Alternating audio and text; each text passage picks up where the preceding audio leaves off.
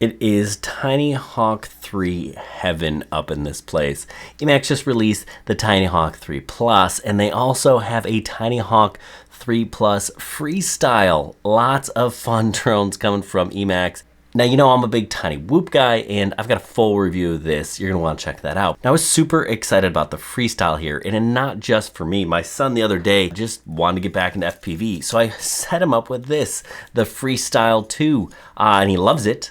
He's been having fun flying this thing around. Then I found out we're getting an HD version. Heck yeah, I want to fly that thing. So we're going to talk about his experience flying this drone as well as my own. Lots of really good things coming out from EMAX. Now I did mention the Tinyhawk, but we also got this, the Baby Hawk. This is the 03 with the, DJI 03 air unit. Some really cool stuff, great innovation happening over at EMAX. So let's dive into this Tinyhawk 3 Plus Freestyle Edition.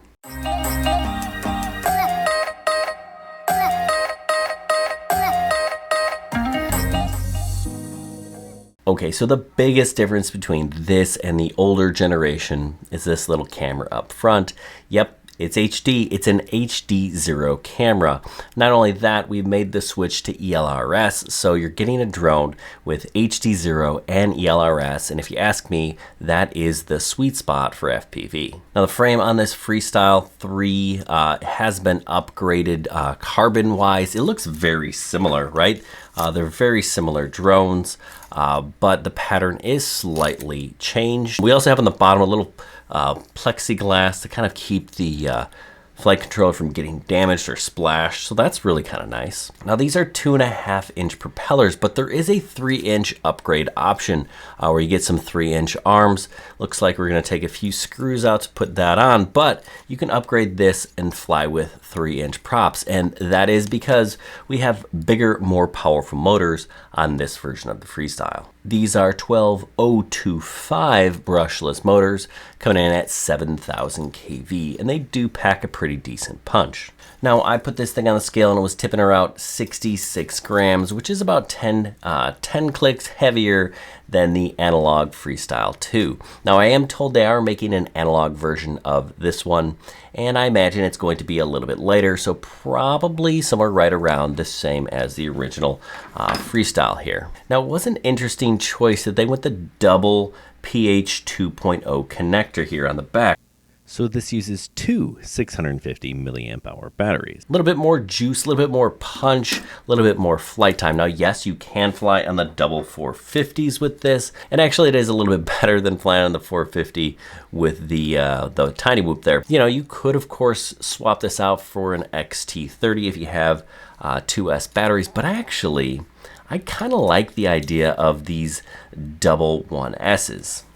Especially if you have one of these, right? Then I can just buy a whole lot of batteries and go between the two. Flying inside, flying outside, flying inside, flying outside. You can get these 650s from EMAX, but I actually picked up a handful of 660s from G&B. I think they might actually be the same battery. I don't really know, but either way, 1S batteries aren't super expensive, so you're going to want to get a whole bunch of them. Now, this is actually an all-in-one ready-to-fly kit, or at least you can buy it that way if you so choose, and you get these goggles here, which, as a goggle, I'm not a super big fan of, but I do really like this magnetic connection here, and then you can use this as a screen. So you can really kind of grow with this goggle. Use it as a goggle, use it as a screen, and it also does have a DVR on board, so you can record your footage right here. This setup is one of the least expensive ways to get into HD0 because you do need a special set of goggles in order to pick up that HD signal, and this one will absolutely do the job. If you get the Ready to Fly kit, it also ships with this ELRS remote, and that's super nice. And the switches are already labeled for beginners. I think that's super smart, right? We've got arm and disarm here, beginner, intermediate, and expert mode, right? That's angle, horizon, and acro. We've got a flip over mode and a beeper. That beeper's come in handy for me already, and my son. But the thing that I really like, you can also just detach the goggles and throw them on here.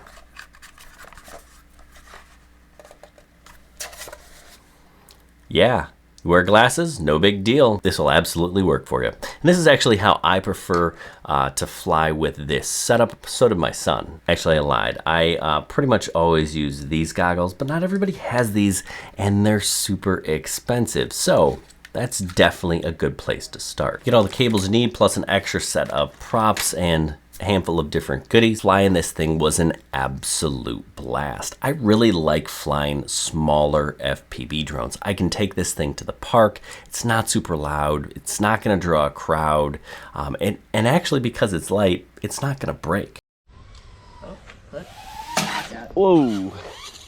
I crashed this thing. My son crashed this thing. This thing has gone through quite a bit, and it doesn't look bad at all. I haven't even had to change a prop, although probably could. I haven't had to. Smaller, lighter drones are less dangerous, they're more durable, and they don't draw a crowd. Win, win, and win. So you could opt for the lighter analog version, but you know, the HD0 is just so nice. Once you go HD, it's really hard to go back. I was talking to my son who, he's been flying this thing for a couple of weeks now, and recently I let him try this, and yeah, he doesn't want to fly the analog one. He likes this one. It's a little bit more powerful, and the video feed is absolutely better. Now, we had some problems flying together, right? Well, because, you know, there's always a learning curve when you're putting two people in the air that haven't flown before. I've flown with people plenty of times, but my son has just been flying by himself. So we had to go through the whole don't plug in when I'm flying, and then we had to do some channel management and things like that, but really pretty easy. And if you're new to FPV and you don't know what the heck I'm talking about, it doesn't really matter. If you're buying the ready to fly kit, you just literally plug it in and everything is set up for you. It just works. That's super nice. I really do like this thing, but unfortunately for me, I'm not gonna get to keep it. This is now my son's favorite drone, and he's going to continue to fly this thing. So I'm gonna probably have to pick up a few extra batteries, or maybe he's gonna have to do some extra chores around the house so that he can get them. EMAX makes this really nice case for the Tinyhawk 3, and you know what? This Tinyhawk 3 Freestyle fits right kind of perfectly in there. Okay, so you're thinking about getting a kit? Yeah, you know what I do? I'd probably get the Tinyhawk 3, then pick up the Freestyle to fit in that kit with it. Anyway, I hope this review was helpful. If it was, give me a thumbs up. If you thought I missed something, let me know. Leave a comment down below. So no, I'm not the world's greatest freestyle pilot, but that doesn't mean I can't have fun with one of these drones. I absolutely love these smaller little freestyle rigs. And now, so does my son. Anyway, I hope this was helpful. Good luck, everyone, and happy flying. Oh, that's a tree. Oh, I did it. That was